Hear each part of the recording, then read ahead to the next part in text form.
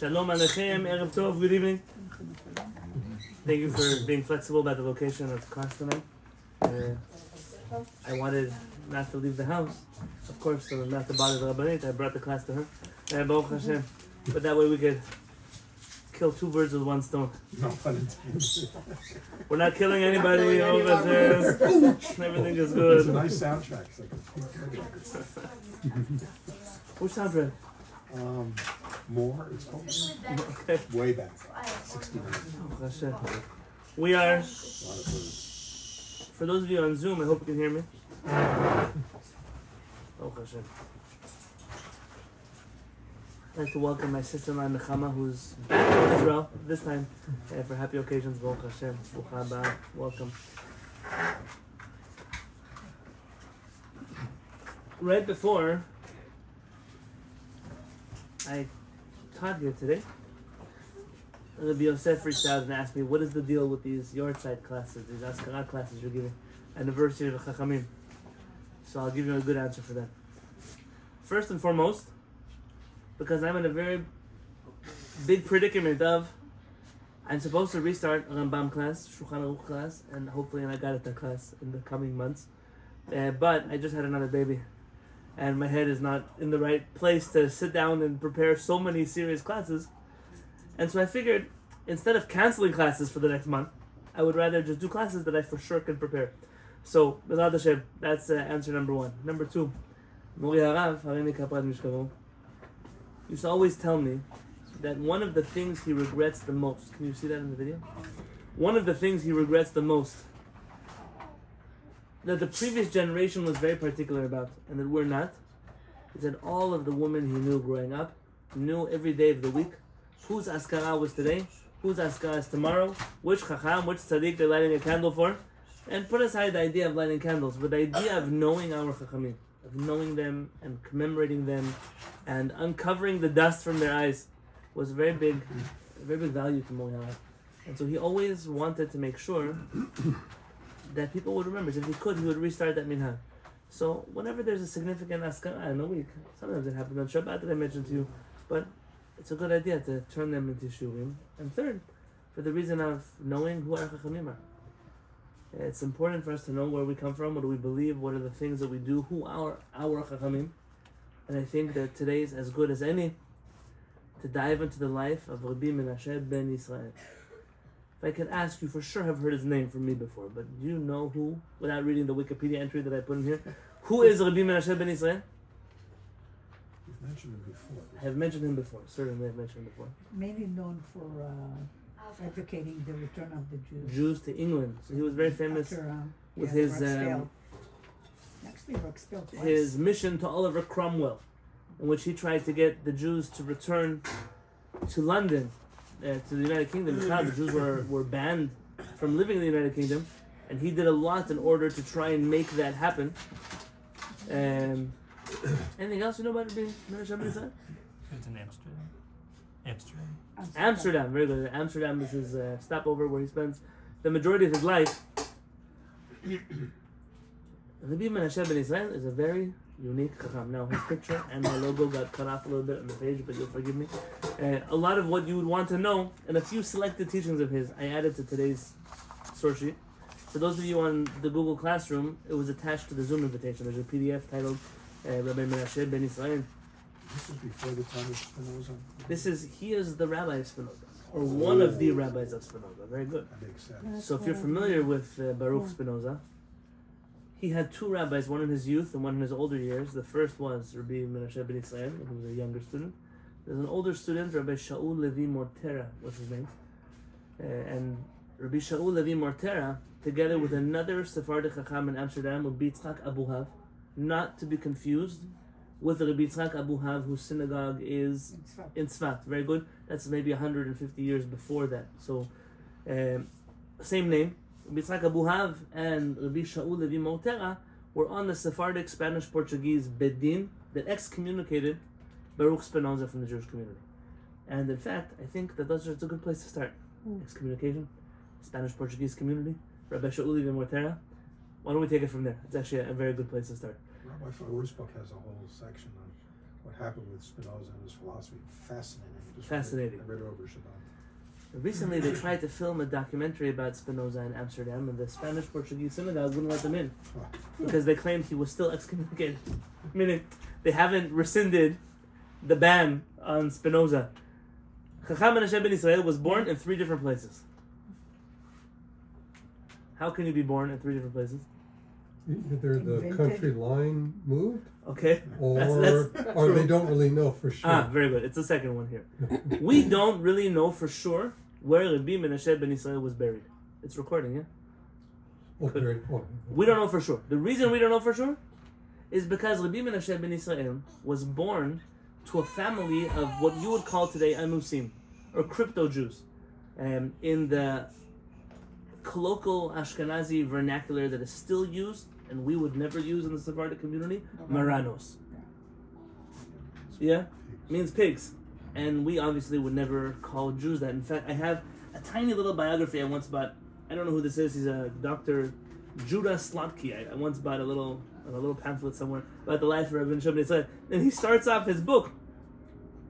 And he says, Menashe's parents at one time belonged to that strange body of Jews known as Maranos.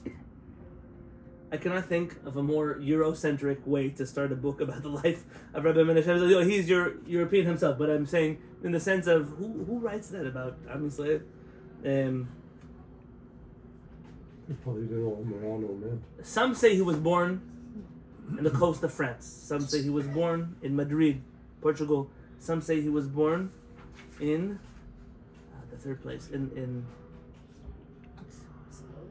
3 places to say he was born, and he himself seems to have said one of them was where he was born, but that doesn't help us at all, because at a very young age his parents already were confusing him about the details of his life, so that he wouldn't know where he came from, so as not to cause persecution to the family that stayed behind when they ran away from the Spanish Inquisition.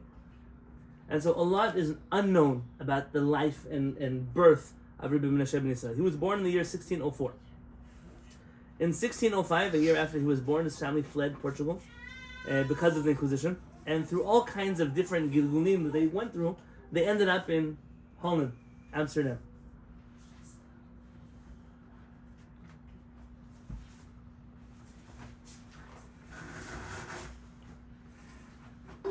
He learned Torah from the famous Chacham Yitzhak Uziel, who came to Amsterdam from Morocco. Why was everyone coming to Amsterdam? Place that accepted them. It was a place that was very open and tolerant to the Jewish community. And they had their own revolutions going on in Amsterdam at the time, and maybe I could say this as a precursor. I am not an expert in history in general. What I learned, I was telling Rabbi Yosef this earlier. When I learn halakha, I go back and review because that's part of the way you deal with a legal code, is you have to be very proficient in it. When it comes to books of philosophy, books of emunah, books of history, books of stories, I usually read them once. And I remember what I read them once. And then I'll go back when I need to brush up on something. But if anything I say is somewhere off or somewhere not, please don't throw stones at me. But essentially, Rabbi Menashe ben Yisrael, his life is one of tremendous journeying, because the Jewish community at the time was welcomed into Amsterdam, but at a cost. There were things going on in the community of Holland at the time that affect what goes on in the Jewish community as well. Rabbi Yitzhak Uziel comes from Fez, Morocco, to Amsterdam, and he becomes the rabbi of a community called Neve Shalom. Neve Shalom is the community of the Jews who are Portuguese that are living in Amsterdam at the time.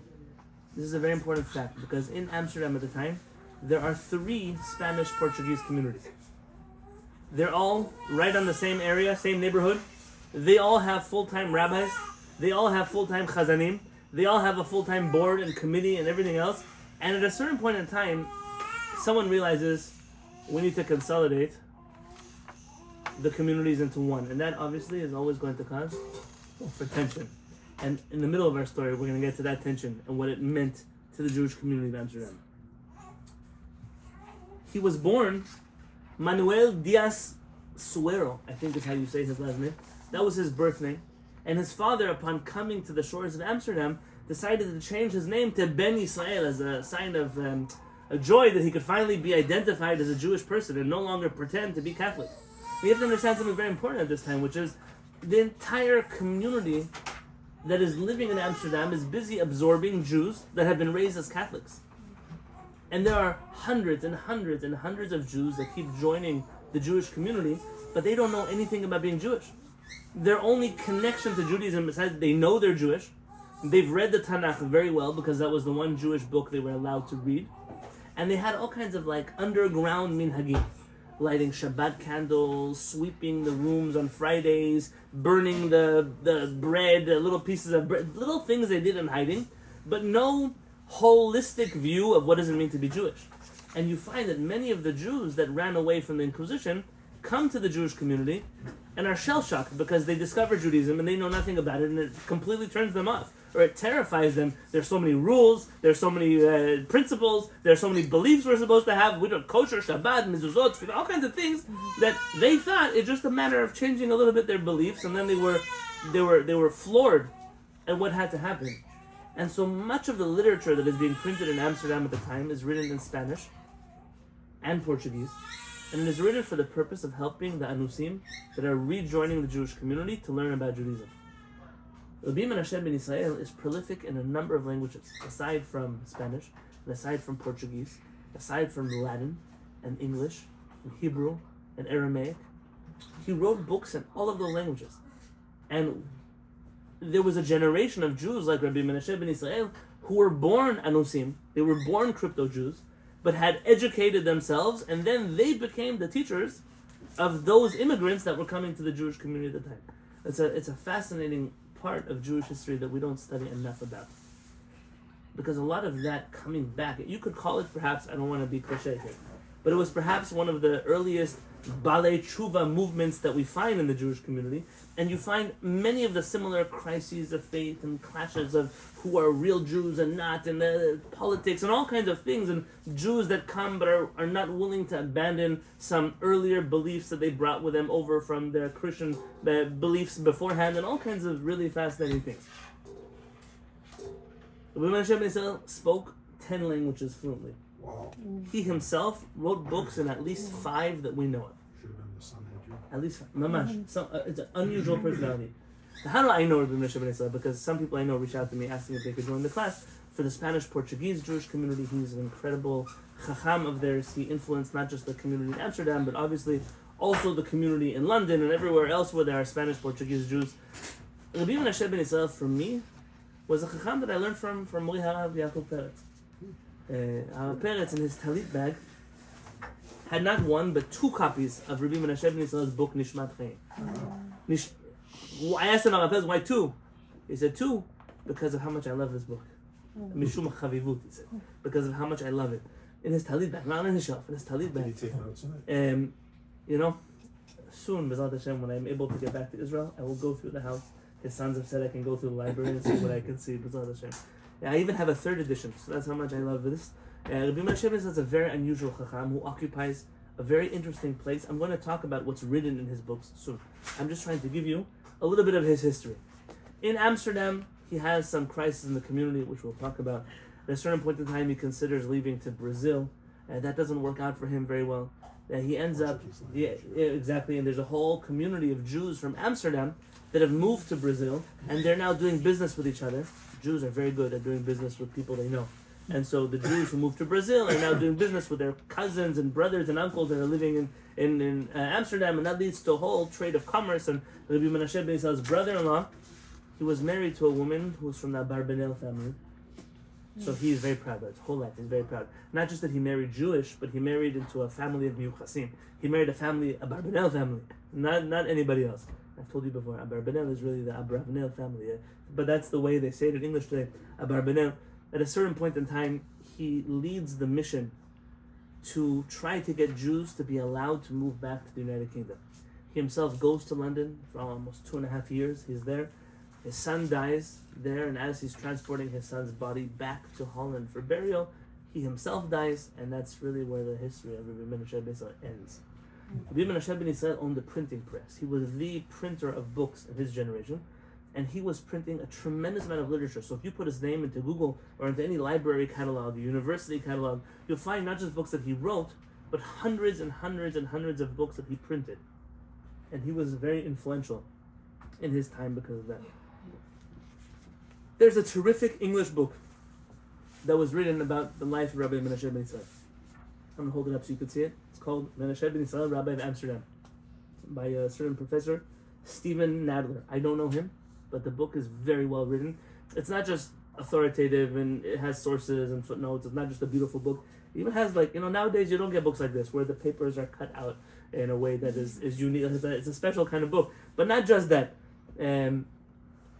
He wrote the book in a very engaging fashion. You almost feel like you're reading a novel, but it's entirely true. And it's a nice read, and I would recommend you getting your hands on it. I wanted to read to you perhaps the first introduction of this book, and it might tell you a little bit more than you would have thought about this.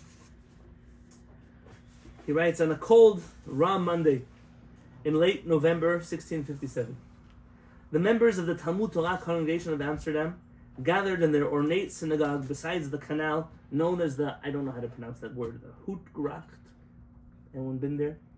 No. To hear the chief rabbi deliver a eulogy for his recently deceased colleague. Rabbi Shaul Levi Mortera began with a homily and a verse from Tehillim. Barchi nafshi et Adonai. Bless, O soul, O my soul, the Lord, and everything that is within me bless his name. In which he explained that outer appearances may mislead one as to the true state of a person's soul. And he quotes from Rabbi Mortera. These people may be quite beautiful to behold, fashionable, bedecked in jewels, lacking none of the accoutrements of glory and prestige, while inside they are nothing but intrigue and deceit and every vile blemish. There's some people that look really fancy, look really professional, they look really put together, but inside they're rotten. I'm sure you don't know anybody like that. A truly righteous person, he said, requires no bodily embellishments or external honors whatsoever. It is not the position that honors the man, but it is the man who honors the position. Nor do the virtuous, the tzaddikim, upon their passing, need some fancy tomb or gravestone. Rabbeinu Rambam rules that way in the laws of burial, that tzaddikim do not need tombstones. Divrehem hem zichronam. You only put tombstones for people you're going to forget. Torah scholars, they have words. Their teachings are here. I don't need to go to the graveyard to meet the Rambam. The Rambam also has 3 graves. Also, he has 3 portraits, statues. Nobody knows because it doesn't matter. We have one Mishneh Torah. That's where we go to know the Rambam. We don't go to his grave. There are people like that. Divrehem hem zichronam. Their words. Citing the words of the Talmud, Rabbi Mortera reminded the mourners that we do not build a monument for the righteous. Their words are their memorial. He then applied this lesson to the rabbi whose life he was honoring. This tzaddik does not need an imposing monument or sarcophagus to honor him for the sake of his position. His words are his memorial. The words in the books he wrote will preserve his memory. Indeed, the truth is that he did have an honored position. His position honored him, and he it. He was a teacher and a mentor from his youth in this distinguished place, in the greatest congregations of the region, and he honored his position through his distinguished achievements, which earned him constant praise and glory and honor. We have a record from someone who transcribed almost the eulogy that Rabbi Shaul Levi Mortera gave for Rabbi Menashe ben Yisrael. Though it's interesting that Rabbi Shaul Levi Mortera is the one giving the eulogy, and I'll tell you about that in just a moment. Let me read to you from Professor Nadler a little more. Rabbi Menashe ben Yisrael had died the week before in Middelburg, while on his way back to Amsterdam from London. After his body was brought to the city and prepared for burial by the congregation's Bikur Cholim Society, it was loaded onto a barge and drawn along the Amstel River to Uderkerk on the Amstel, the small village 5 miles from Amsterdam, where this community of Sephardic Jews had their Bet HaChaim cemetery. Menashe was only 53 years old. He served these descendants of Portuguese and Spanish exiles his entire life and was utterly devoted both to his congregants and to the country that had given them refuge. But his final years had been difficult, filled with disappointment and sorrow. He lost both of his sons. They died in his lifetime. His business affairs were a mess, and his family was in financial straits. His long campaign for the readmission of the Jews to England, as far as he could tell, had come to naught. He never was able to secure the royal patronage that would have given him the kind of stature he felt he deserved, not to mention financial security. something he needed. He died probably thinking that his life had been a failure. Still in his lifetime, Rabbi Menashe, I'm going to say Rabbi because they don't. Academics just repeat people's names as if they're their friends from college. Still in his lifetime, Rabbi Menashe enjoyed tremendous respect well beyond the confines of the Amsterdam Jewish community, beyond even the borders of Holland.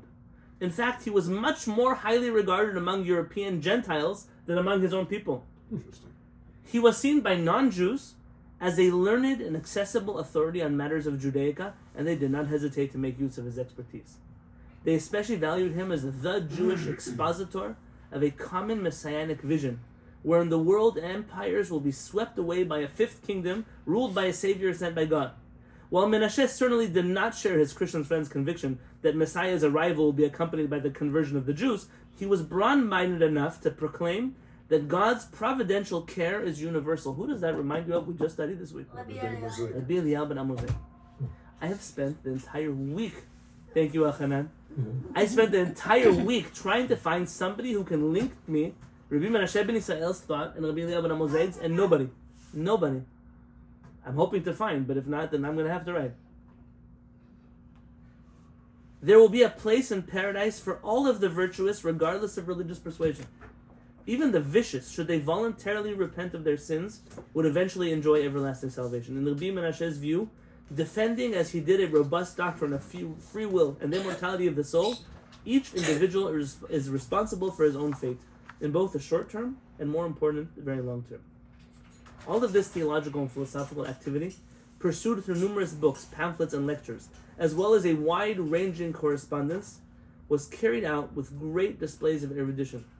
Rabbi Menashe's works overflow with citations from the Hebrew Scripture, Talmud, rabbinic commentaries, the writings of the early church fathers, medieval Jewish and Christian philosophical treatises, Jewish mystical texts, including Kabbalah. He was a student of an interesting Chacham that was in Amsterdam, who was a student of a man by the name of Rabbi Yisrael Sarug. If you've heard of that name, he was one of the first to bring the Arizal's Kabbalah, so Lurianic Kabbalah, to this side of the world. And obviously that wasn't met without resistance, but you find Rabbi Menashe ben Israel, though some would argue he's not necessarily a Kabbalist, definitely was very Kabbalistically influenced. His entire book, Nishmat Chaim, is about reincarnations of the soul, and how souls work, and where they go, and how they live, and where they die, and what they do, and how dreams work, and all kinds of things like that. That's what this entire book is about. Carried this book? Yes, with him, everywhere. Interesting Kabbalah. Yes, and ancient pagan thinkers, all marshaled to support his ideas and refute those of his opponents. Who does it sound like I'm talking about? Rabbi Eliyahu ben Amozeh. I can't divorce that from everything we've been studying this summer. However, Rabbi Menashe's broad intellectual engagements also made him suspect in the eyes of many fellow Amsterdam Jews. The other rabbis were unhappy with his ecumenical efforts and conciliatory attitude towards Christian doctrines. The community's lay leadership regarded him as a bit of an insubordinate maverick and was troubled by his personal relationships with non-Jews. One of them being Rembrandt, who for a certain period of his life lived down the block from him. Yeah, there are questions whether he and how much he knew Rembrandt, and whether Rembrandt was across the street from him or in the same neighborhood as him, or for how long they overlapped. They certainly knew of each other, and though it has already been proven by most academics that this portrait of him was not made by Rembrandt, many people will tell you that it was, but was not. Rather was made by an Italian, last name was Italia, of the Jewish man who painted this portrait of him. Was Luzzatto in the same area? Not exactly, no. But he was also part of Amsterdam and also had a lot of... Yeah, interesting. Yeah, no, they're many years apart from each other, almost 200 and something years.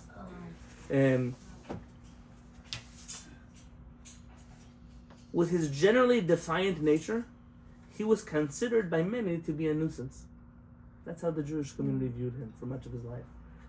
There was certainly no love lost between Menashe ben Israel and his senior colleague, Rabbi Mortera, who is the one eulogizing him. Rabbi Menashe chafed under the chief rabbi's authority and felt he was underappreciated and underpaid for his sermons and his teaching. Rabbi Mortera, for his part, did not have a lot of respect for Rabbi Menashe as a scholar and as a role model for his congregants. Nevertheless, in his eulogy for Rabbi Menashe, he put aside their differences. He spoke of, quote, his great sorrow, end quote, upon the rabbi's passing, and saved his final praises for Rabbi Menashe's skill as a speaker and accomplishments as a writer. Rabbi Mortera said the following words: his beautiful eloquence, his delightful words were not in his mouth alone, but also by his hands, in his books which he wrote in such an elegant style. His radiance has shone throughout the world. With these remarks, the Portuguese Jews of Amsterdam said farewell to a man who, through good times and bad, came to represent not only their community, but to so many of his contemporaries, Judaism itself. Rabbi Menashe ben Yisrael was, for much of the 17th century, the most famous Jew in the world. You can still find letters to royalty from different countries asking him questions, not just about Torah, but about philosophy. Some of the greatest Christian from different denominations of Christianity at the time that were also all rivals with each other, were all reaching out to Rabbi Menashe ben Yisrael for his wisdom and for his understanding of Torah. Rabbi Menashe ben Yisrael, though, lived his whole life doing a tremendous amount for the Jewish community and never really feeling that he accomplished any of that. And that's part of what I want to talk to you about tonight, because it's in his story. But if I could just show you some of the books that he wrote. So this book, Nishmat Chaim, I already told you, is all about how souls work and dreams and the like. I don't own all of his books, but I own many of them. This book is a very famous book of his. It was written in Spanish originally. I have the original Spanish, but it's old Spanish. So it's not like, it's like if we were to read Shakespeare. And I don't understand Spanish, but I'm telling you from what I know of Spanish, it's like reading Shakespeare. This book was translated twice. This is a more recent translation in the 1970s. It's called the Conciliator, or El Conciliado, he called it in Spanish. It's intended to teach the Torah to the Jews who had just rejoined the Jewish people.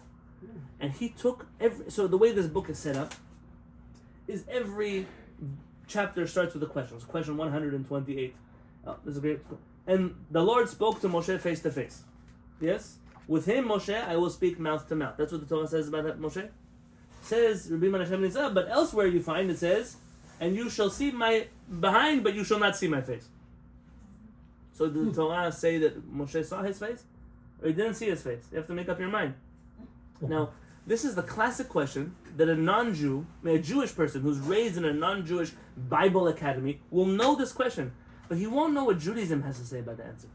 So Rabbi Menashe ben Yisrael begins to quote the Rambam. He begins to quote the Talmud, other Chachamim, Rabbeinu Bachye, all kinds of different Chachamim. And then at the end of the quotes, he has what he calls the reconciliation. He presents his own answer to how these verses are not contradictions to each other. And this book goes through hundreds, it goes through Shmuel, it goes through Melachim, goes through hundreds and hundreds and hundreds and hundreds of Pesukim. It's now in English. You can't find this book in Hebrew. It has not yet been translated to Hebrew. Someone started, right, in Europe, there was an Ashkenazi Chacham, he started translating at the beginning and then he died. You can find a manuscript of that in the National Library of Israel, but it's handwriting, it's not printed. In Spanish, you can only buy old copies of it, meaning those that were printed in his lifetime in the 1600s. So actually English, if you speak English, it's going to be the easiest way for you to get your hands on this book, will be in English, and it's an incredible resource. Rabbi Moshe Chagiz, he wrote, okay, it's hard to get to, it's between Edith and Baruch. There's a book squashed over there between the pole. You see it? I should move it so I can read. Do you have the Spanish now? I have it as a PDF if you want. I can send it to you. Okay. And I have it printed on the way to me now, as we speak. The Spanish one? Yeah. But it's old Spanish. Thank you. Rabbi Moshe Chagiz, he wrote this book here. A few books that we have from him. The custom of having a Tu B'Shvat Seder comes from his family. Was a good teacher of Shabtai Tzvi. Not teacher of Shabtai Tzvi, but a major opponent of Shabtai Tzvi, and ultimately became one of the greatest opponents of Rabbi Moshe Chaim Luzzatto. This is the rabbi who persecuted most of his life, the Ramchal. Yes? Rabbi Moshe Chagiz says that no Jewish library is complete without having a copy of the El Conciliador with him. He said it's the way to study the Mikra. This is an incredible resource. But I got this book it's out of print forever, but it's a new print that Feldheim made, but then stopped printing it. Why? I don't know. And I got it from the library of an Ashkenazi rabbi who passed away, Rabbi George Wolf. And he managed to stamp, like in every page of the book he has it. I don't know, I've never in my life had to read a book that it's full of stamps, like random, even the side of the book is stamped, as if, I don't know what it is, I'm not sure, but Sure it's his. that's Allah v'shalom. Every time I study the book, I just say, Allah v'shalom, I know his page, and I know his name on every page of the book. He wrote This book, I don't know how to pronounce Portuguese, but it sounds to me like Tesoro de Dinim, which is a thesaurus of laws, a compendium of halakha. This is a Kitzur Shulchan Aruch. It's a code of Jewish law written in Portuguese for Jews who grew up Catholics to know how to follow halakha. Mori Harav told me that if somebody will translate this book into Hebrew, he wishes for his portion to be with him in Gan Eden. So is that in Spanish or? It's in Portuguese. In Portuguese. It's a book of halakha. I can read the whole day. I can read in Portuguese. Will I understand anything? Not a clue in the world what I'm understanding. In English, he wrote this book to Oliver Cromwell, trying to get the Jews to come back to the United Kingdom. This book is very closely connected to this one, which was translated into English. I have it in Hebrew also, called Mikveh Israel, The Hope of Israel. This book actually is probably the least interesting for you of his books to read. In this, Rabbi Menashe ben Yisrael was very close to a man who believed that the lost tribes of Israel were the Native Americans who lived in the United States of America. Wow. And he was convinced that they were the real Jews. He wrote this entire book proving that they're the real Jews. Now, it's important. It's not historically accurate, but I'll tell you why it's important. Rabbi Menashe ben Yisrael's whole doctrine was that the redemption cannot happen until the Jews finish their exile. And part of the Jews finishing their exile is that they must be exiled to every land possible. You have to understand the brilliance of Rabbi Menashe ben Yisrael. He uses that argument of the Native Americans in America to convince Oliver Cromwell that Jews must go to Galut in the United Kingdom or else Yeshu will never come back. Meaning, the redemption will never happen. But they were already there. Okay. But meaning, you can't hold Jews back from experiencing Galut. And even though Rabbi Menashe ben Yisrael left London thinking he failed, only less than 10 years later, the British government allowed for Jews to come back. And that was all in the merit of Rabbi Menashe ben Yisrael's book to Oliver Cromwell. Let's see what else I have from him here on my table. Now look, I think this is Spanish. It's old Spanish, but this is Nishmat Chaim. This is the one about souls in Spanish. Tell me if it's Portuguese or Spanish. I think it's Spanish. And it's very small letters too. It's very small. Don't get confused that sometimes the old Spanish have letters like F's or S's that are interchangeable with each other. Don't get stuck on that. I think it's Old Spanish. We'll find out. You'll find out. What other books do I have of his here? I think for right now, those are all of the books that I have. There are some letters I have of his. There's another small... Yeah, please. Can I see the Portuguese? The Native American collection is very, very It happens to be a very interesting book. I don't want anyone to dismiss his writings because he believed in something that likely we know not to be accurate. Rabbi, why do they write it so small? They can't rewrite it? That's what I do. The book was printed like this. So when they photocopy it, if they start to stretch it, it'll become distorted. But they can't rewrite So it? somebody has to retype it. That's what they did. That's what they did with some of the books. Is they retype them and then but that requires somebody to do it. But today with AI and all kinds of OCR and character recognition, that stuff can happen. It just Rabbi Yosef Zernigan and his That's friends who Portuguese, stayed in your house, which is right. Baruch that Aaron one's Kerbin who Old stayed in your house. That's Spanish. part of what he I does. understand that They one. take these old books and they republish them. I have books of theirs published like that. Pero ese también se entiende, nada like a más self-publishing, que hay like, algunas an palabras que son Yeah, they como print. They have their own diferentes. printing press, but they sell them through Amazon. I have some of them here. They don't like when I talk about it for some reason, but it's Panela important. entre caldo, maíz, ingredientes, 600 Yeah, cantidades de we carne, put it out. Yeah. falta todo por ahí. Ajá. ¿Sí se entiende? Sí se entiende. Yeah, you And if understand? not, we'll maybe tea for No, we people that understand don't this word, want Rabbi. meat. Okay. What? You can understand it? Mhm. Okay. But it's Old Spanish, Okay. not Portuguese. Yeah. Let me tell you a little bit about some of the politics in his life, and then I want to study some of his Torah with you, if I can. Yeah, please.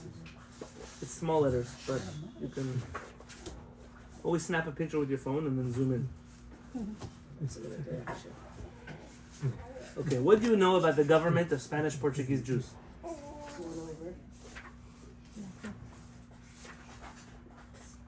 What do you mean the government?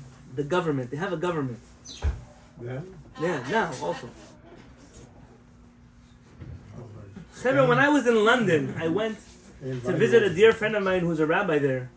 And if his shoes are not polished in the right way, he can get fined. Fined by who? It's different. By the government of the Spanish Portuguese Jewish community. Who are they? Now, I'm not an expert, so for those of you on Zoom who are Spanish Portuguese, please don't get offended for me. I, in general, have an allergy to overly formal communities and synagogues in general. It's not, I know that for some people what I will say is very offensive, but it's called a ma'amad. And I'm not an expert in how it works, and if Rabbi Yosef will maybe one day give us a lecture about it. But the ma'amad is like the board of directors, for lack of a better word, the parnasim that are part of the community. His uncle was involved with the Spanish Portuguese in New York. Okay, there you go. And these are the people who make the rules for the community. Now, obviously, in Amsterdam, in London, they had maybe some more authority than they perhaps have in Philadelphia today. Okay, let's say, I don't know, or New York. They have Yeah. enough to force represent. We can talk about Yeah, very good. But and some are more mellow than others, and some are more militant than others. But this is a very important. If you are part of the Spanish Portuguese community, these people are very important. And I'm not taking away from their greatness. I'm simply going to tell you that whenever you have Talmidei Chachamim who try to lead a community, and people who are not Talmidei Chachamim trying to police the Talmidei Chachamim, you usually find friction. And some reason in the Spanish Portuguese community, you often find that the people will side with the Panasim or the Ma'amad more than they will side with the Talmidei Chachamim. Not today, maybe historically. I'm not telling you anything rules. I'm just telling you the most politically correct way I can speak about this topic. That it's complicated. It's complicated. This led Rabbi Menashe ben Yisrael to write a letter.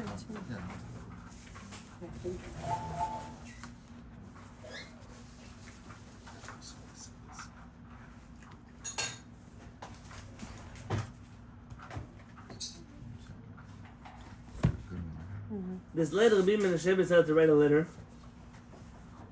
to somebody in which he said, I am not my own master.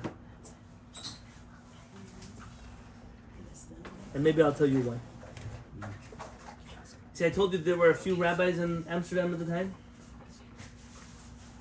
Rabbi Mortera was the rabbi of a community called Bet Yaakov. Rabbi Abohav was in a community Neve Shalom. And there was a community called Bet Yisrael. And at a certain point in time, the Sephardim realized we have 3 synagogues, all serving the same population, with 3 different boards and 3 different organizations of charity and kindness and help, and 3 different prayer services and 3 different minyanim, all happening at the same times and the same days. And it's time to consolidate forces and become a greater community together. And after extended consultations and negotiations by different groups of Parnasim, in September of 1638, they established what they called Kehillat Kedosha Talmud Torah, the Holy Congregation of Talmud Torah, named after the Venetian congregation, who they likely got advice from. There was a merger agreement. It was approved of by the boards of the 3 communities. However, the stuff that happens all the time today also. It's not new. We should never go through that kind of suffering. And in their bylaws, they proclaimed that any Jew of the Spanish and Portuguese nation is automatically a member of the community. And Jews who are not of the Spanish-Portuguese nation, meaning Ashkenazim, certainly, are never allowed to be members of their community. Racism goes in 2 directions. Never think, there were generations where Sephardim persecuted the living daylights out of Ashkenazim. Horrible times in our history. Sometimes that tide goes the other direction. Rabbi Shem Tov Gagin was one of the great rabbis of the Spanish-Portuguese tradition. I once taught a class in my chevra in London that he came to Amsterdam and he saw that Ashkenazim had to get special permission to come to the Beit HaKnesset, and they could only sit in special seats that were for the lepers in the community. They couldn't even enter in the right place. I'm not telling you good things, I'm telling you horrible things. But that was part of the rules. Jews not of Sephardic background could not become members, but they could get special permission to attend temporarily services. Or could it be because the synagogue also provided some kind Yes, of it was economic part relief? of a community. You're taxed by the community. So at the end of the day, this was Bet Because the Bet HaKnesset that was sitting on the river was the largest of them all, that's where they decided to make the headquarters of the Talmud Torah. And visitors who visited that place talk about how beautiful that Bet HaKnesset was. But here was the problem that had to do with the merger. I'm going to read to you again. The more delicate problem arising from the merger was what to do with the rabbis. You now have too many rabbis. That's always a problem, right? On the one hand, it was clear that Rabbi Mortera, as the senior and most experienced and arguably most learned Chacham in the community, would be the chief rabbi for Talmud Torah and the principal for the school. He was to offer 3 sermons a month and give Talmud lessons to the most advanced students. For this, he would be paid 600 guilders a year, along with 100 baskets of turf for his heating needs. Rabbi David Pardo, the son of Yosef Pardo, from Beth Israel, would be second in rank and receive 500 guilders annually. His responsibilities would include serving as administrator of the Bet Chaim cemetery. That left Rabbi Menashe ben Yisrael and Rabbi Yitzchak Abuha. I have his book in Spanish also, Rabbi Yitzchak Abuha. And this is where things became awkward. The 2 men were practically the same age and had both been students of Rabbi Uziel, and both had been rabbis for Neve Shalom. Officially, Rabbi Menashe was appointed 3rd in rank, preaching on 1 Shabbat each month. But notably, he was not assigned any formal teaching duties. While Rabbi Abuhav was ranked 4th, teaching in the upper level of the school and giving evening sermons to the students. The problem was that Rabbi Yitzchak Abuhav was to be paid 450 guilders a year. So Rabbi Mortera was making 600. Rabbi Abuhav was making 450, while Rabbi Menashe was allotted an annual income of only 150 guilders.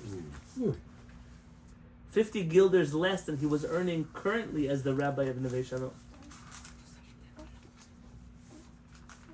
There is no explanation provided for this discrepancy in salaries or responsibilities, but Rabbi Menashe, of course, took it as a sign of disrespect, which is probably how it was intended. Whether there was jealousy over his popularity in the non-Jewish world, or misgivings about his various activities, or simply personal dislike, the Parnasim made it clear that Rabbi Menashe was not to enjoy a high status in the United Congregation. It was a blow to the rabbi's pride, not to mention his purse. And this threw him into terrible financial straits, because he couldn't afford to feed his family properly. The community had merged on his expense. While they're going through these negotiations, he was still writing his books. He was still printing books. There was a famous Catholic priest that was engaging him in a lot of writing, which obviously the community didn't love. There was a major debate in the Calvinist circles whether people's lifetime, you can choose how long you live or God chooses how long you live. Does your choices in life determine how long you live? Or does God just decide how long you live? And Rabbi Menashe ben Yisrael quoted the Rambam's line that your choices in life obviously affect the way and how long you live. But clearly Rabbi Menashe ben Yisrael realized that his clock was ticking in Amsterdam. He couldn't afford anymore the lifestyle in Amsterdam. It's not just like a little bit. He was thrown to the bottom of the food chain. And so he had heard that in Brazil, they had started a new Spanish-Portuguese community by Jews that were leaving Amsterdam and going there for business. His brother-in-law, Yehuda Barbanel, had already gone back and forth to do some business there. He decided they need a rabbi. Maybe I will go and be the rabbi there. I'll free myself from the politics here. I'll have a normal salary there. I'll be able to make more parnasah because he was a partner with his brother-in-law. And Shalom Aleichem, that would be the next greatest step for him. That community was called Tzur Yisrael, the Rock of Israel. In Brazil? Yeah, in Brazil. And actually there were some Jews that were really sad to hear that Rabbi Menashe ben Yisrael was considering leaving them. He sent his brother Ephraim to go to Brazil to kind of check out the territory for them.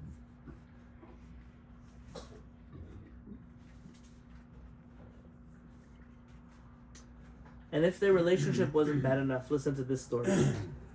He had a confrontation with Amama, in which Rabbi Menashe ben Yisrael came out the loser of this time. In early 1640, according to a report that is inside of the Ma'amad's communal journal, somebody started putting up posters in the synagogues sharing that the Jews of Amsterdam were making some unholy business decisions to try to block the Jews who were going to Brazil from making money. They didn't like the people were cutting around them. They were the people that were important in the community. And the Ma'amad got involved. And the Ma'amad decided to excommunicate the people that they caught putting up these posters. The Ma'amad had the power. Excommunication meant that you could not do business. You could not pray in the synagogue. People wouldn't talk to you in the street. And you couldn't be forgiven until you stood up publicly and apologized and paid a financial fine that the community had imposed on you. And then this got personal. In February 9th of 1640, the Ma'amad put out the following proclamation.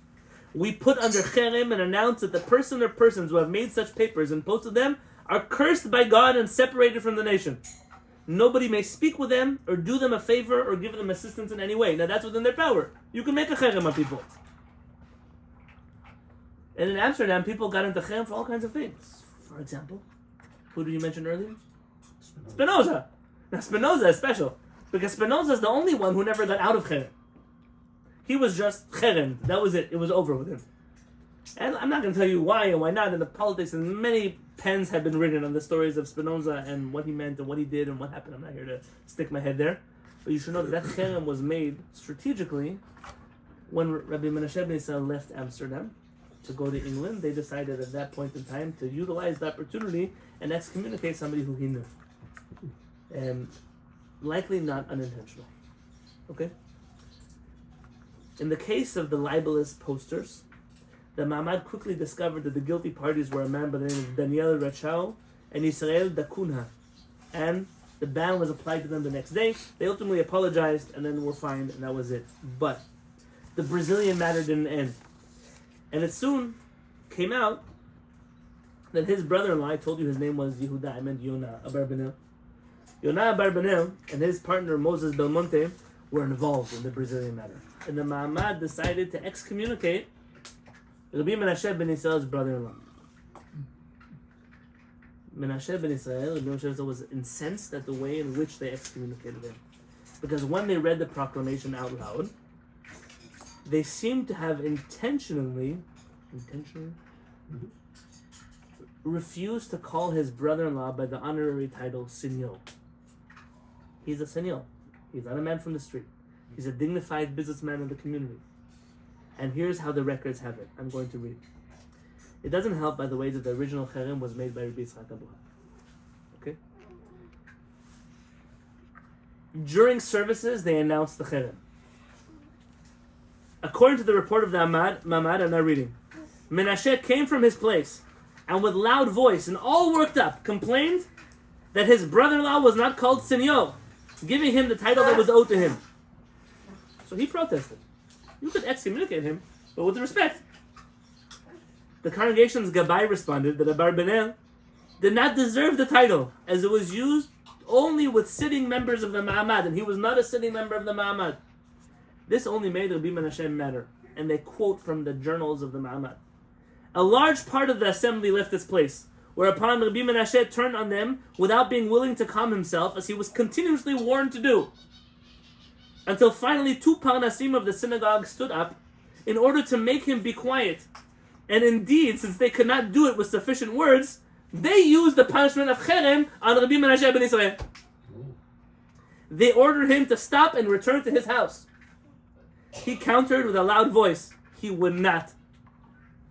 He's already my wife's favorite rabbi in history. Then the Parnasim, who were in the synagogue, came together, and since the disturbance continued further, they confirmed the punishment of the cherem in order to make Rabbi Menashe stop. And they ordered as well that no one in the room speak to him. The members of the Ma'amad retired to their chambers. No. They retired to their chambers, whereupon Rabbi Menashe followed them. He burst into the chambers, and again I'm reading now from the journal of the Ma'amad. He raised his voice and pounded on the table. He said in a serious fashion all the unbridled thoughts that came into his mind. So that finally, one of the Parnasim apprised him that he is the cause of various disturbances. The Parnasim told him to leave the chamber and that they regarded him as cut off, as in cherem. He responded to that with loud voice. You know how much it bothers him that he's speaking a loud voice? With loud voice, policing tone, that he was putting them under cherem. And not the Parnasim him. And they end their journal and other such shameful things. Now they banned him, but some members of the Ma'amad took pity on him. And they recorded on May 8th of 1640 a cherem imposed on him, and I quote, for the insubordination, the sin, and the curses which he had spoken 4 times. But likely they knew that he was never going to apologize. But in order, quote, to serve as an example to others, they put him in a cherem that would not require him to apologize, because they couldn't bank on that. So they put him in cherem from sundown until sundown. Meaning it expired itself. And as Professor Nadler says, unlike his brother-in-law, there is no indication that he ever expressed remorse for his behavior. Do you want to know the worst part of the story? As he's getting ready to leave and start a new life in Brazil, the Tzur Yisrael community in Brazil, they offer the job instead to Rabbi Yitzchak Abuhav. Oh my God. And he decides to take off and go to Brazil and say, now we don't know why they chose not to hire Rabbi Menashe. If I were a guessing man, I would say that likely they had heard of the insubordination of this rabbi in Amsterdam. He had actually written them a letter. He preempted that. He wrote them a letter with tremendous honor, how great they are, and he hears about the good work, but that letter likely never reached them in time for them to already hire Rabbi Yitzchak Abuhav.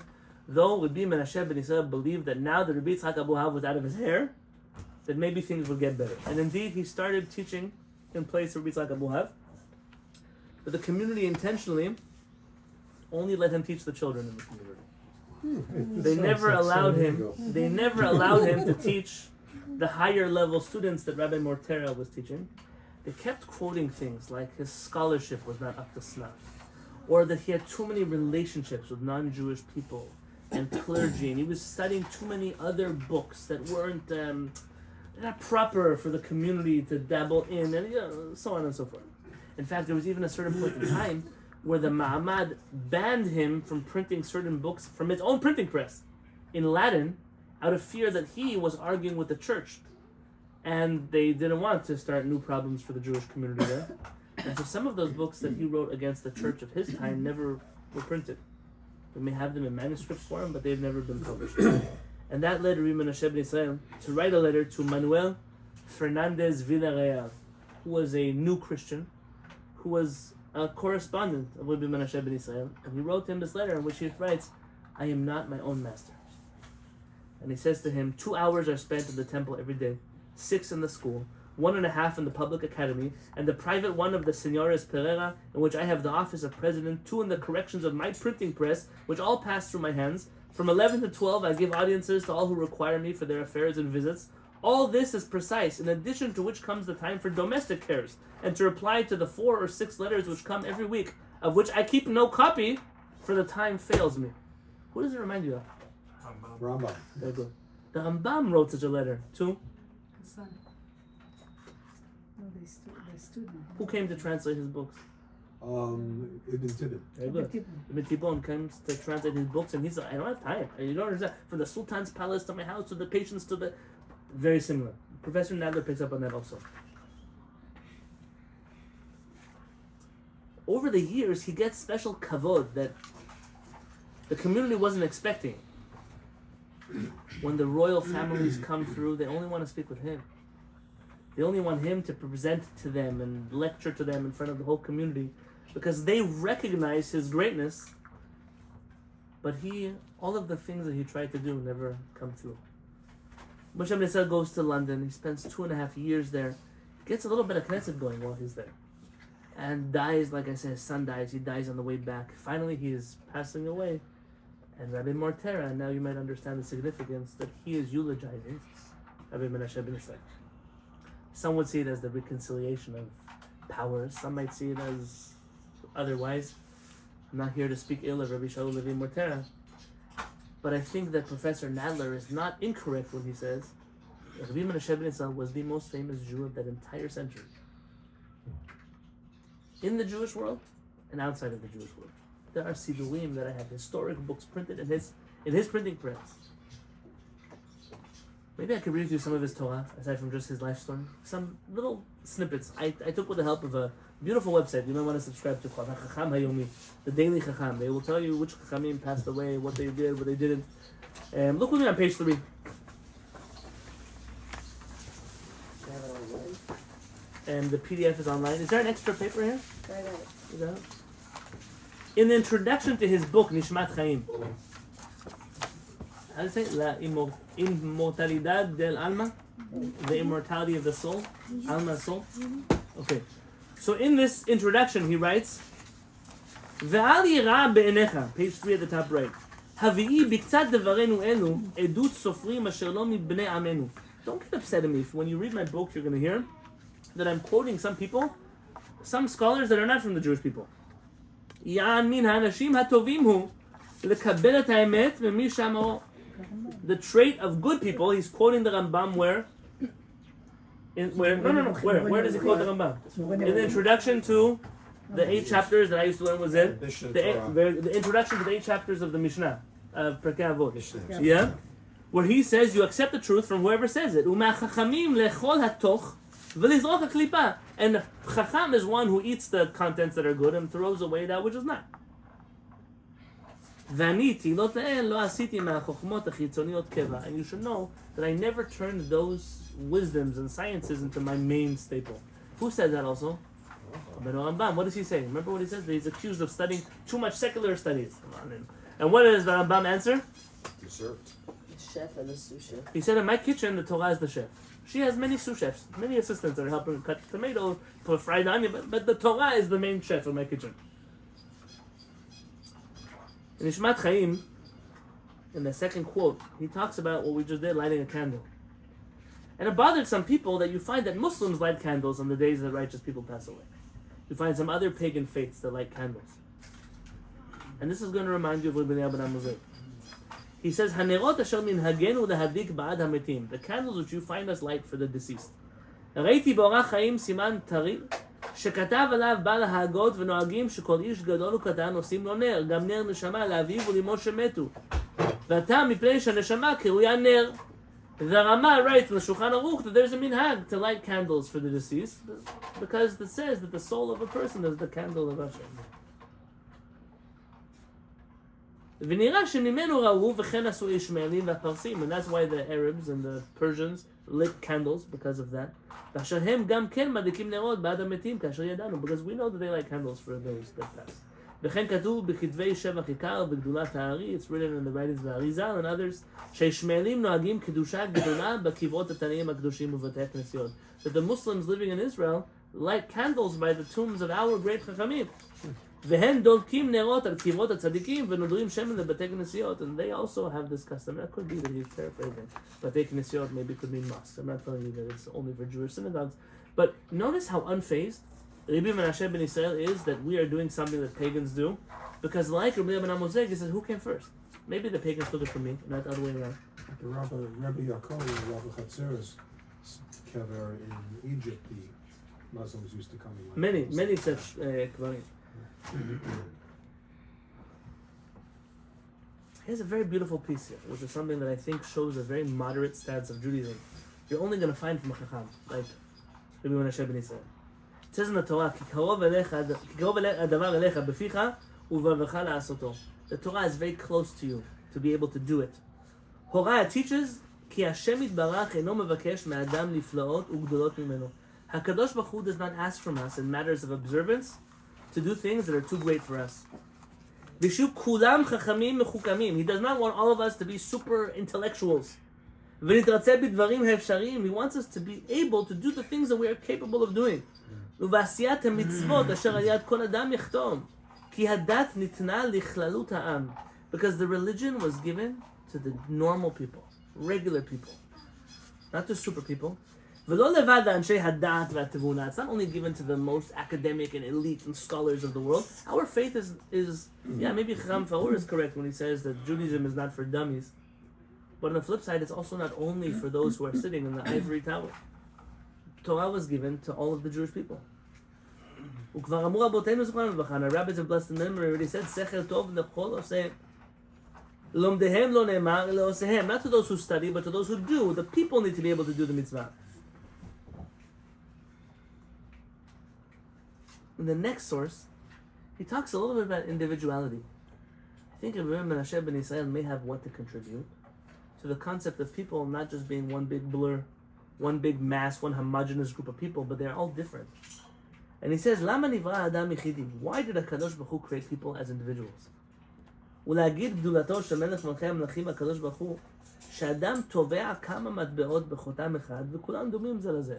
When you imprint coins, all the coins look the same. All the dollar bills, all the coins that have people on them, the dollar bill have George Washington, it's the same George Washington. On all the bills, they're all the same. Why?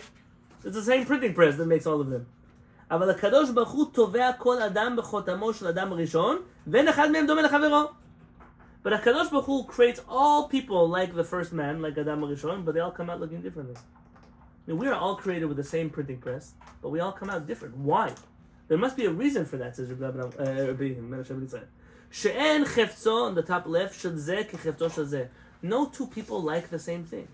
Ki zeh achpotz bechefetz ploni, v'zeh be'acher. People want one thing, they want another thing. They always say one man's junk is another man's treasure, right? Everyone who goes to swap meet knows that, right? Everyone, right? That's part of what happens here. One person lusts for this thing and one for another. The beautiful woman to this man is ugly to the other one. יבקשו הכל, לגזול אותו הדבר, בזרוע, יאמר בליבו, הרדוף הסיק. If we all like the same thing, we all wanted to marry the same people, we all want to eat the same food, we'd be fighting all over with each other all day long. We'd steal from each other, beating each other up. You ever got to one of those kiddushin where they're like, you're afraid to put your hand near the chicken because you might get stabbed with a fork? You know those places? Everybody wants the same piece of chicken and you gotta stay out of the way or else. It's like, yeah? There are people like that. They're all looking already. The rabbi said don't take food till after kiddush, but they already know which chocolate chip cookie they want, and if you put your fingers on it, boom. Yeah? That's how they say amen. That's like that. That's how they do it. Yeah? If everybody lived like that, it would be a crazy place. Every time I've been to an event and I see people from our Kehillat, I always tell them, I can know who's from our Kehillat. Look who's not running after the food. Look at all the locusts in the room. Look at the people who just wait. Just wait. What's going to happen if they run out of fish? What's going to happen? Nothing's going to happen to you. Life is going to be okay. It'll be fine. But other people, they never saw food in their life. By the way, they just rolled out of bed for breakfast anyways. Now they come to the Kiddush like it's Yom Kippurim at the end of Ne'ilah. They never ate before. And but it's a very embarrassing thing to see people fighting over food like that. You should lose your appetite from that. My mother got knocked over at the Kiddush. לא עלינו. Yes? ולכן הייתה מחוכמתו של השם יתברך לשנות דעותיהם ורצונם. HaKadosh Baruch Hu created diversity so the world could be normal.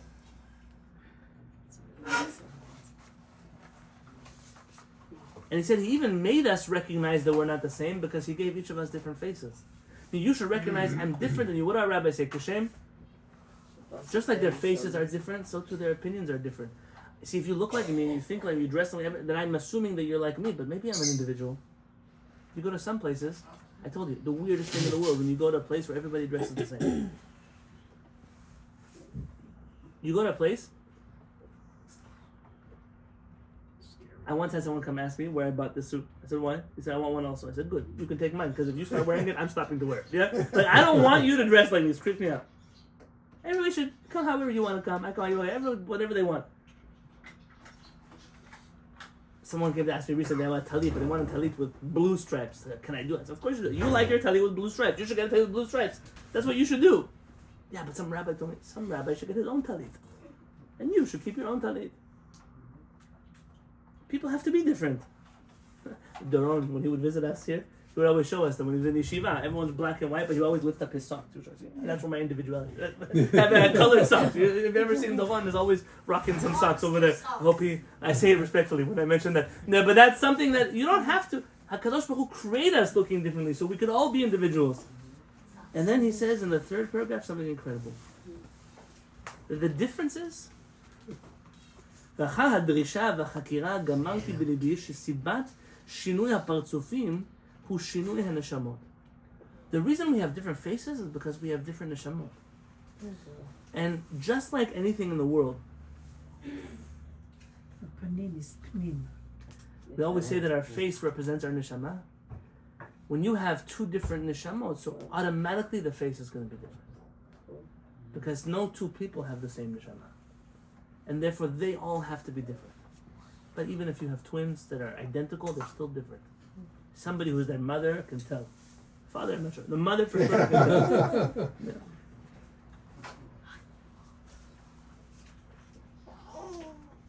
In the next source, I just brought you all of his theories about the Native Americans.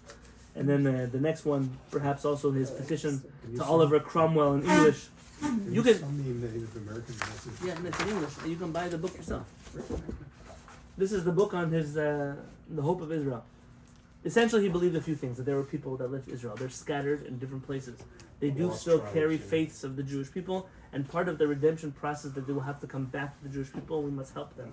There's a big belief of his. And that's part of what he writes here about his petition to Oliver Cromwell. That's from 1656. He wrote it in English. Well, you'll notice that the English is also a little bit different. You have to understand what kind of chacham he was, that he grew up speaking one language, and moved to a country with a different language, and taught himself a few other languages, and then he wrote books in those languages. And he died in his 50s. So just to think of what kind of brilliant chacham, and people say, maybe he wasn't the greatest chacham in Amsterdam. Okay, maybe it just tells you how great the chacham of Amsterdam were, and I'll take it like that. But this last teaching, perhaps is the humanist side of Rabbi Menashe ben Yisrael. Because for the life of him, he could not understand why so many people were bothered that he was helping so many Christians. Why does it bother you that the bishops or priests of other churches come to me for Torah classes? Why does it bother you that when they're debating something in the royal palace, they reach out to the Jews for assistance? Because they ran away from them. Not all of them. Not all of them. Yeah, but it's like He himself ran away. Too soon. Our It was too relationship soon. with the Arabs. It was too soon. So he writes in his book Tishuat Yisrael, which I have printed as a tiny little pamphlet in the back of this edition that Professor Menachem Dorman put out. Tiny little book in Hebrew I have. I also have some letters here. Those are translated.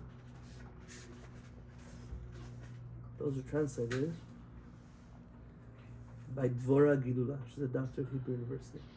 And by the way, Dr. Elisheva Kalbach wrote a nice introduction to the Conciliador. Yeah, she's there. Short but sweet. Nice, some nice ideas there. He says the following: V'chok musari hu lanu. It's an ethical law for us. Shelo al shefichut dam levad nizharnu. We are not only warned against murdering people, like we're not allowed to kill people. Can I buy you for a tissue, please? I mean, we don't only have a prohibition in Judaism that we're not allowed to kill. Thank you. Ki mechuyavim anachnu gam lehov. We're obligated to also love people. Ulechonen et zulatenu ki yad Adonai tova alenu. And to help people, and the ability that we all have. V'chen meid ani lefnei el Eloha olam. And I am testifying in front of God, the God of the world. Ki ra'o ra'iti be'ir megurai, ki Amsterdam ha'mutara, that I saw with my own eyes in this city of Amsterdam. Shalom v'shalvat hashket ben Yehudim v'anotzrim. Peace and tranquility and good relations between the Jews and the Christians. We know that historically that was the case. V'hem at-tamid b'brit ahava achva v'reut. He calls the Christians Nazarene. Notzrim, yeah. And we are in a covenant of love and friendship. V'ish et achiv ya'azor, when we help each other. U'shlosha pa'amim reiti b'einayim. 3 times I witnessed with my own eyes. Ki notzrim asher ba'u meha, I think it says Flemland. Tavu b'nahar Flemburg. If it has a different name, forgive me for butchering the name. I saw 3 different occasions. There were Christians, there were non-Jews, drowning in the river. והיהודים בחמלתם מיהרו לעוזרם ולהציל נפשם מרדת שחת. And the Jews jumped into the water to save their lives.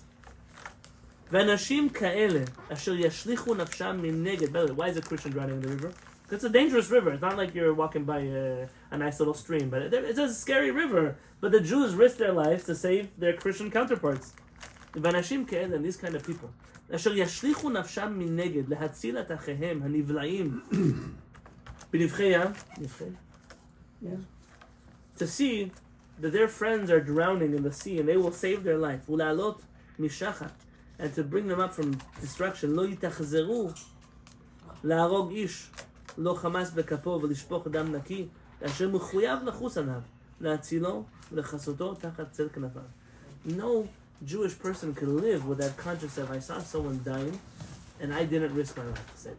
Of course I'm going to risk my life to save him. Of course. And he said that's part of what led to such cordial relationships. By the way, if you look at some of the stuff that the government of Oliver Cromwell was worried about, you should know Oliver Cromwell, let's put it very clearly, he was not such a religious man. He was involved, I think, in the Puritan movement, but as religious as he was, he didn't care so much about religion. His main motivator to bring Jews to the United Kingdom was money, economy. If I can get the Jews, As that soon means as they were expelled, the economy England dropped. Yes. Good. He realized the Jews have business in South America. The Jews have business in Holland. And he's in competition with a few other monarchies. And it's good for him to get the Jews on his side. He didn't need a lot of convincing. His people needed a lot of convincing. And they wrote all kinds of terrible, like the Jews can come to England as long as they don't say anything bad about the Christian religion. Or the Jews can come here as long as they don't worship in a certain way. The Jews can come here as long as they respect ABC. And the Jews will come here as long as they pledge allegiance to their neighbors that are Christians. Like things that the Jews of Amsterdam already were living as good neighbors to their friends. But clearly the non-Jews of London had a very long way to go. Now where you and I stand at the end of the shiur, we might look and say, so whatever happened with Menashe ben Yisrael? Ultimately, less than 10 years after he dies, I told you the Jews already are welcome back to the United Kingdom. He's credited with being the reason why that happened. His books, El Conciliador, his books on Dinim, brought back tens of thousands of Jews to Judaism. He single-handedly took on his shoulders to print books that were made. Look, I can't read them today. Kehillat writes something very interesting. He says there are two kinds of rabbis who write books. Those who write books in Hebrew, and those who write books in what he calls lo'azit, non-Jewish languages, whatever language of the country, the vernacular. He says most rabbis prefer to write books in Hebrew because write a book in Hebrew, people respect you, they know you know Torah. So you write books in English, Arabic, Spanish, French, Portuguese, whatever it's going to be. It will not outlive your galut. All of the Rambam's books that were written in Arabic, we have no access to till the Kappa translated them, or others. All the books that were written in Portuguese, we needed other ones in Spanish. They need translations. So Chacham says, if I want my book to live forever, I'm going to write it in the eternal language of the Jewish people. Look, Art Scroll translated the Talmud into English.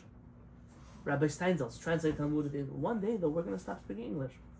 And what's going to be with those books? And someone else will translate them to whatever next language? Is it a waste? It says Rabbi Eliezer Papo. It's not a waste. The rabbis who wrote books in Hebrew, some of their books make it onto the bookshelves. Some of those books die in the bookshelf. Nobody ever picks them up again. But those books that were written in the vernacular of their time, they're the books that kept the Jews Jewish. If there are Jews today, it's because there were Chachamim who wrote books for them. When I wrote my Yehi Shalom, the first one in English, I was very torn. I wanted to publish my first book in English. And this Kehillat was in front of my eyes always. One of my teachers, Rabbi Yitzchak Shuraki, she doesn't be well. He said, Rabbi Yonatan, any book you're writing for the people, write in English. The moment, though, you want to write books that rabbis need to consider, you have to write in Hebrew. Because it has to be only Shulchan Melachim. I once told this Rabbi Ed Foer that one of my greatest regrets with the writings of Chacham Foer was that I couldn't bring them to our parents. They were in English. The few things that were written in Hebrew were not enough for me to paint a holistic image of Chacham Foer's Torah. They knew each other, by the way. They many times sat together in the dinners and gala banquets of the Midrash Tevaradim. But I'm telling you that because Rabbi Menashe ben Yisrael, if you said he was responsible for tens of thousands of Jewish people becoming Jewish and leaving Catholicism, and if he was responsible for many, many tens of thousands of Christians believing in the Torah and believing in the God of Israel and avoiding Avodah Zarah, it was single-handedly because of the work of Rabbi Menashe ben Yisrael. And when I start a shiur and I ask a room of people, not you, have you heard of Rabbi Menashe ben Yisrael? And they tell me they don't. They haven't. If you own a book by Rabbi Menashe ben Yisrael, they don't. I know tonight everyone's going to go on Amazon to buy a book. It's good. But I ask you, Mi gale afar me'enechem. Who will uncover the dirt from your eyes? We're all here for a very short amount of time.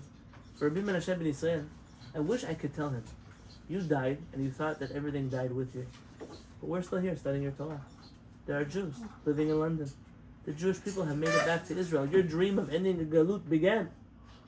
Things he would have never believed. From the names of all of the Chachamim that lived in Amsterdam at the time, his is the most famous. Maybe he never experienced that honor in his lifetime, but he sure deserved it. And I would ask you to also let his name live in your heart. Your house should be a house in which Chachamim live. Somebody recently came here and said, I don't know what you're going to do with all these books when you have to move. What do you do with your kids when you move? What do you do with them? You take them with you, you donate them to Goodwill. Some of the kids. My Halevy kids, Ima doesn't mean that, yeah? Oh, you mean the birds. I got it. Okay, that's okay. So, what am I telling you? The Chachamim that live on the walls of your home, those are the Chachamim who live with your kids. He's complaining. Who wants the home with Jacob? That's Yeah. This is the way that we memorialize our Chachamim. To live their teachings, because we already do. You know? Somebody once came to my house and said, you know about your rabbis? They all live in museums. I said, what does that mean? He said, nobody prints their books anymore, they just live in museums. He's an ignorant fool. But let me tell you something interesting. I told him something that he probably doesn't have the brain capacity to understand. The fact when you read a book from 1650, and the Judaism in that book is the same Judaism that you practice today, it means that you are students of Rabbi Menashe ben Yisrael, whether or not you consciously were aware of it. Because the Judaism that you are espousing is the same Judaism that was alive then, and the same time when you read a Moreh Nevuchim, like, wait, well, I believe that also. Well, then you are continuing anyway. It's not a museum. I'd be hard-pressed that Jew should find me a book from the 1600s that he actually follows. Hard-pressed to find a book from the 1300s that has anything to do with his community. And so don't ever think for a moment the Chachamim died. They didn't die. Their teachings were passed on, like when you watch the Olympics and the guys running the baton to the next person. You know, not every Chacham makes it to the finish line, but he's responsible for why that baton made it to where it made it. Even Rabbi Menashe ben Yisrael saw that when he was reprinting the books of the Abarbanel. That was his wife's family. And he felt that after the Spanish expulsion, he restored dignity to the Abarbanel house. That he was able to bring the books that were people thought were dead in the Inquisition. They came back to life. We do the same things. Some of these books are in English. Those I can study. Some of these books are in Hebrew. Still working on studying them. Some of these books are in Spanish. I don't speak Spanish. So it's on your shoulders. Translate them. You can't translate them? Help someone translate. Pay someone to translate them. Portuguese. Why should it be so hard for us to get a translation of a book into English? And then the world can enjoy the writings of Rabbi Menashe ben Yisrael. And then the zechut of that tzaddik. That memory of that tzaddik will live on with us. Zecher tzaddik livracha. The righteous the memory of the righteous is always a blessing. Because whenever we think of these chachamim, we are eternally blessed. We bring blessing into our lives and into our homes. I hope this is the beginning of many more times that we study together the writings of Rabbi Menashe ben Yisrael. I just gave you a little tasting from the tip of the iceberg. But one thing I can tell you, that when you look at people like Rabbi Yonatan Halevy, he didn't live in a vacuum. He was maybe 250 years, 300 years later, same Torah he was teaching. The same, let me write a commentary in the Torah, which brings together all of the Talmudim, and all of the Midrashim, and all of Rashi, and the Rambam, and the Ramban, and Rabbeinu Bachya, and the Ibn Ezra, and also all of the pagan texts, and the Christian texts, and all of history and archaeology that he knew of, all fits together in the same tapestry that is a Kadosh Baruch Hu's world. It's the world of Chokhmah, the world of wisdom. He gave us the ability to perceive the difference between different wisdoms. We know the Torah is our wisdom. There's so many beautiful sous chefs in that kitchen. So much richer, divrei Torah, ashirim mimakom acher, that when you study Torah in the context of humanity, Torah is that much richer. It's that much more beautiful. And of course, Rabbi Menashe ben Yisrael couldn't contract himself to a tiny little corner of the world, and his influence therefore spread all across the world. B'ezrat Hashem, we should continue being a part of that.